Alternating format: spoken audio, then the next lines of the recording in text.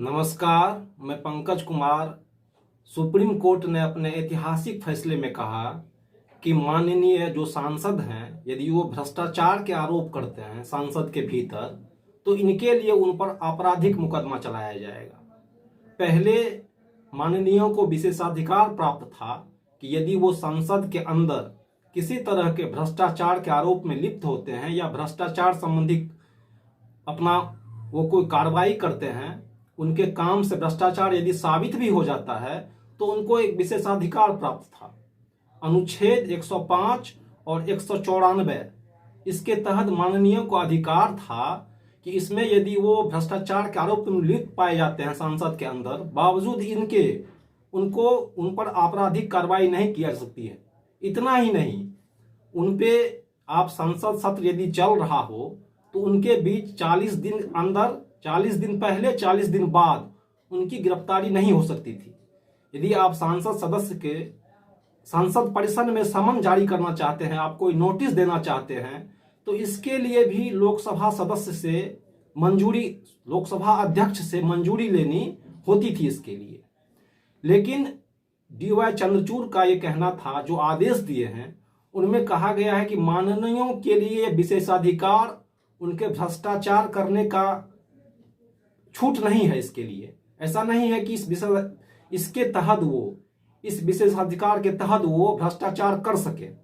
ये इसलिए दिया गया था कि ताकि संसदीय कार्यवाही आसानी से चले, विचार विमर्श हो, परामर्श हो, बहस हो, इसमें कोई बाधा ना आए, इसके लिए ये दिया गया था। तो 1998 के अपने ही आदेश को हाईकोर्ट, सुप्रीम कोर्ट ने अपने ही आदेश को पलटते हुए अब माननीयों को इसका कवच तोड़ दिया है एक तरह से। हालिया मामला झामुमो सांसद सीता सोरेन का है, जिसने 2012 में एक राज्यसभा में वोटिंग के लिए नोट ली थी और वोट के बदले नोट दी थी राज्यसभा में, जिस पर उन पर मामला चला झारखंड हाईकोर्ट में। और हाईकोर्ट ने उनके सुप्रीम कोर्ट के 1998 के फैसले को मानने से इनकार कर दिया। उनका तर्क था कि सांसद सदस्य पे भ्रष्टाचार का मामला कोर्ट में नहीं चल सकता है। हाईकोर्ट ने उनके इस लॉजिक को मानने से इनकार कर दिया। बात सुप्रीम कोर्ट में गई और सुप्रीम कोर्ट में DY चंद्रचूड़ का स्पष्ट कहना था, स्पष्ट आदेश आया इस पे कि आप ये विशेषाधिकार का बात करके आप बच नहीं सकते हैं, आप पे ये आपराधिक मामला चलेगा। और 1998 का मामला क्या था कि 1991 में जब नरसिंह राव की सरकार बनी तो 1993 में उनकी सरकार अल्पमत में आ गई और विश्वास मत प्राप्त करने के लिए झारखंड मुक्ति मोर्चा के 4 सांसदों को, शिबू सोरेन सहित, रिश्वत दिया गया, जिसके बदले वो वोट किए। और 1998 में ये मामला हाईकोर्ट में, सुप्रीम कोर्ट में जब ये बात आई तो उस समय के 5 जज ने 3-2 के बहुमत से ये खारिज कर दिया कि आपराधिक मामला, भ्रष्टाचार का मामला के लिए सांसद को कोर्ट में दंडित नहीं किया जा सकता है। हालांकि वो रिश्वत लेना स्वीकार हो गया, बावजूद उनको दंडित नहीं किया गया, उनको बरी कर गया। और इसमें सबसे दिलचस्प पहलू ये है कि जिस कानून को लेके, जिस नियम को लेके शिबू सोरेन बरी हो गए थे, उन्हीं नियम को के कारण, उन्हीं नियम को रहते हुए उनकी बहू सीता सोरेन जो है वो, उन पर आपराधिक मामला चल रहा है। तो आज सुप्रीम कोर्ट का एक ऐतिहासिक फैसला है, जिससे अब आपराधिकृत करने के बाद भी एक बार जरूर सोचेंगे माननीय कि हम पे अब आपराधिक को केस जो है वो कोर्ट में चल सकता है। आप याद कीजिए 2005 में जब एक निजी चैनल अपने स्टिंग ऑपरेशन में पाता है कि बीजेपी के 6, बसपा के 3 और कांग्रेस राजद के 1-1 सांसद ने प्रश्न पूछने के लिए वोट किया था, तो इसी विशेषाधिकार के कारण उनका कुछ नहीं हो पाया, वो बरी हो गए। उसी तरह से फिर जो है 2008 में जब UPA की सरकार अल्पमत में आई और विश्वास मत में जीत गई, तो बीजेपी के सांसदों ने सांसद में गड्डी लहराया पैसा का कि वोट के बदले ये दिया गया है पैसा। अभी हाल ही में आप 2003 में महुआ मोइत्रा का मामला देख चुके हैं कि उनका आईडी पासवर्ड लीक होने के मामले में उनकी सदस्यता चली गई। ये अलग बात है कि अभी सांसद में ही बीजेपी के रमेश बिधूड़ी बसपा के मुस्लिम सांसद, अल्पसंख्यक सांसद, मुस्लिम सांसद पे किस तरह की अश्लील और अभद्र टिप्पणी करते हैं, बावजूद कुछ नहीं होता है। 2 युवक सांसद परिसर में कूद जाते हैं दर्शक गैलरी से, और इसके बाद जो है उसका अरेस्ट किया जाता है, तो उसके पास से सांसद में घुसने का पास बीजेपी के सांसद अलॉट किए हैं। तो ये विरोधाभास है। बावजूद इसके अभी जो ये भ्रष्टाचार के मुद्दा पे, माननीयों के मुद्दा पे जो डिसीजन आया है सुप्रीम कोर्ट का, तो जो कानून के जानकार हैं उनका कहना है इस मामले में कि इसका ऐतिहासिक प्रभाव पड़ेगा, इसका दूरगामी प्रभाव पड़ेगा। अब कोई भी सांसद सदस्य यदि वो वोट लेके या भ्रष्टाचार का आरोप करते हैं सांसद परिसर में, संसद के अंदर, तो उनको एक डर रहेगा कि हम पे आपराधिक केस जो है वो कोर्ट में चल सकता है। इससे पहले वो बात नहीं थी।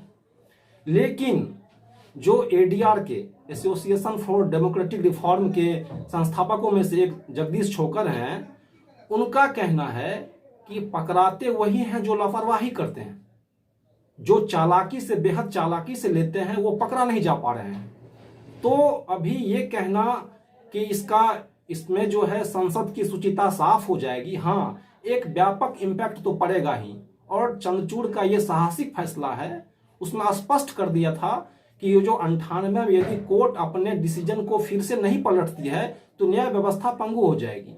और स्पष्ट कहा कि इससे यदि आप भ्रष्टाचार करते हैं संसद के अंदर, तो जो सार्वजनिक ईमानदारी है, जो संविधान की मर्यादा है, जो लोकतंत्र की गरिमा है, उसको ठेस पहुंचती है। अभी जो सिचुएशन है संसद के अंदर वो बहुत ही चिंताजनक है। अभी आप देख लीजिए, एटीआर का एक रिपोर्ट है और ये दिन ब दिन बढ़ते जा रहा है।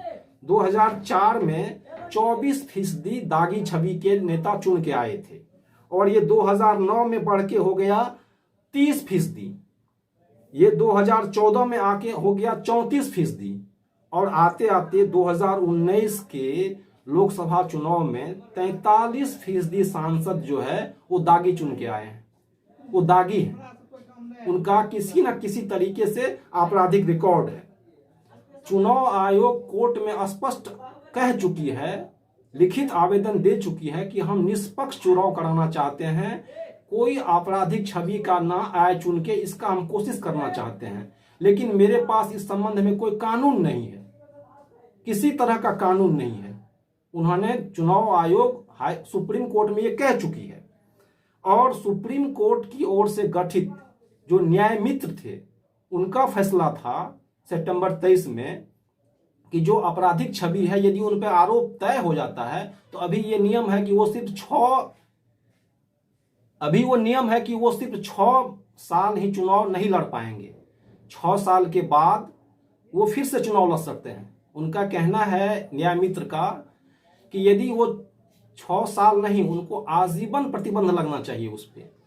यदि संवैधानिक संस्था पे बैठे लोग, लोकपाल, सीवीसी, वो पदमुक्त हो सकते हैं तो फिर माननीय क्यों नहीं हो सकते हैं। और उनका ये शंका है कि यदि आपराधिक छवि के लोग आएंगे जीत के सांसद में, तो कानून भी तो वही बना सकते हैं। आगे हो सकता है इस तरह का कानून बन जाए कि जो इसमें छूट दे दे, वो 6 साल के बैरियर को हटा दे। ये न्याय मित्र की शंका है। उनका कहना है कि आजीवन प्रतिबंध लगे। और आप देख चुके हैं कि इसमें जो सांसद, ये तो वो भी संसद के अंदर की बात, और जब संसद के बाहर की बात करते हैं आप, जहां से जीतने का प्रोसेस होता है, तो सुप्रीम कोर्ट की सख्त टिप्पणी है, इससे शर्मनाक टिप्पणी हो नहीं सकती है कि राज्य के नपुंसक होने से इस तरह के बाहर हेट स्पीच बढ़ गए हैं। जो घृणा के स्पीच हैं, जो हेट स्पीच हैं, वो बढ़ गए हैं। राज्य इस पर जो है सख्त नहीं है। धर्म और राजनीति आपस में मिल गया है, इसके कारण ऐसा हो रहा है। और कोर्ट ने हवाला दिया था कि आप याद कीजिए, जब जवाहरलाल नेहरू और अटल बिहारी वाजपेयी का भाषण होता था तो वो किस तरह का भाषण होता था, लोग दूर दूर से सुनने आते थे और सामाजिक सौहार्द का माहौल बनता था। अब क्या सिचुएशन है? उन्होंने जनता को भी कहा कि आप ऐसा प्रतिनिधि को चुनते क्यों हैं। तो ये बड़ा सवाल है इसमें कि इतना ज्यादा हेट स्पीच का मामला बढ़ गया है। अभी एडीआर का रिपोर्ट है, एसोसिएशन फॉर डेमोक्रेटिक रिफॉर्म का कि देश में अभी जितने माननीय हैं 107 जनप्रतिनिधि पे हेट स्पीच का मामला चल रहा है। ये विडंबना से कम नहीं है कि 107 माननीयों पे हेट स्पीच का मामला चल रहा है। और इस पे जो एनसीआरबी राष्ट्रीय अपराध रिकॉर्ड ब्यूरो का रिपोर्ट है वो चौंकाने वाला है। वो 2016 से 2020 आते आते इतना ज्यादा बढ़ गया है कि आप कल्पना नहीं कर पाएंगे। एनसीआरबी का ही रिपोर्ट देख लीजिए आप। 2016 में 923 घृणा अपराध के केस आए थे और जो 2020 में आके वो हो गया 3026 मामले घृणा अपराध के रिकॉर्ड किए गए और इसमें से सिर्फ 20% को ही दंडित किया जा सका। 3026 में से सिर्फ 20% आदमी को, 20% दोषी को जो उसका दोष कोर्ट के द्वारा करार दिया गया। कारण इसलिए है कि वो जो हेट स्पीचर हैं वो इतने ज्यादा शक्तिशाली या सत्ता समूह से जुड़े हुए हैं कि उन पर कार्रवाई नहीं हो पाती है। तो ऐसे में जब जो एडीआर है उसका कहना है कि ये जो ट्रेंड है उसमें कहीं ना कहीं जो राजनीतिक दल हैं वो हेट स्पीच वाले को टिकट देते हैं और उनको चुनाव में आने को एक तरह से प्रोत्साहन है, एक तरह से ट्रेनिंग है कि पहले हेट स्पीच दो फिर टिकट मिलेगा, फिर जीत के आओ। तो ये विडंबना, ये दुर्भाग्यपूर्ण से कम नहीं है कि जब आप देश में इतना अपराध दर्ज हो हेट स्पीच का, तो ये दुर्भाग्यपूर्ण है। और अंत में जो है वो आता है जनता की भूमिका। कहीं हरिशंकर परसाई सही तो नहीं कह गए थे कि हम भ्रष्टन के भ्रष्ट हमारे। आप जो ट्रांसपेरेंसी इंटरनेशनल का डेटा है उसको देख लीजिए आप। भारत जो है वो भ्रष्टाचार में कभी भी 80 से 100 के बीच झूलता है, इतना भ्रष्टाचार है। तो भ्रष्टाचार को हम आत्मसात कर चुके हैं। हम आपस में जो है वो बांट लिए हैं अपना अपना भ्रष्टाचार। तुम्हारे वाले का भ्रष्टाचार, मेरे वाले का भ्रष्टाचार, उसका भ्रष्टाचार, मेरा ठीक। और जब हम भ्रष्टाचार को आत्मसात कर चुके हैं, जब दागी उम्मीदवार 2019 के लोकसभा में 43% हो, 43%, क्या इस बार के चुनाव में उससे बढ़ के आएगा? तो इसके लिए अपनी जिम्मेदारी से हम भाग नहीं सकते हैं। क्या हम वोट कभी ईमानदार छवि को, या फिर ऐसा है कि दागी होना चुनाव जीतने की गारंटी बन गई है? वो इसलिए चुनाव में आ पा रहे हैं कि संथानम कमेटी जो 64 में कही थी कि राजनीति अपराधी का गठजोड़, वो क्या अभी तक चालू है? कि जो आपराधिक छवि के हैं पहले उन चुनाव जीतने की वो गारंटी है। तो इसमें जो हम वोटर हैं इस बार के लोकसभा में, क्या ये मुद्दा बन पाएगा कि हम दागी उम्मीदवार को वोट नहीं दें? तो सुप्रीम कोर्ट का डिसीजन जो है वो तब सार्थक हो पाएगा, चंद्रचूड़ का डिसीजन, जब हम इधर से चुनना छोड़ दें उनको। उनका ऐतिहासिक डिसीजन है कि अब एक बार माननीय तो सोचेंगे कि यदि हम नोट लेके वोट देते हैं संसद के अंदर तो हम पे आपराधिक कार्रवाई होगी। ये ऐतिहासिक फैसला है और इसका प्रभाव जो है वो दूरगामी होगा। नमस्कार, मैं पंकज कुमार।